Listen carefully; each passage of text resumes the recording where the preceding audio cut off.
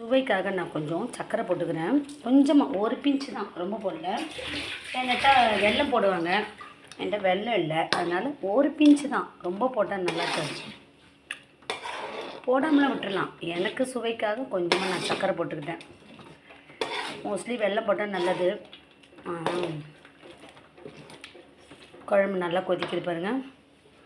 இப்போ இந்த பக்குவத்தில் இப்போ நான் மீல் மேக்கரை போட போகிறேன்.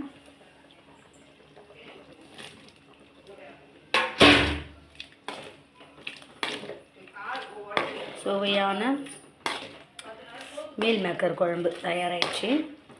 இது அப்படியே கறி குழம்பு மாடல்லே இருக்கும். டேஸ்ட்டும் கறி குழம்பு மாதிரியே இருக்கும். நம்ம இஞ்சி பூண்டு சோம்பு எல்லாம் போட்டிருக்கனால, சிக்கன் 65 மசாலா தூள்லாம் போட்டனால இது கறி குழம்பு மாதிரியே இருக்கும்.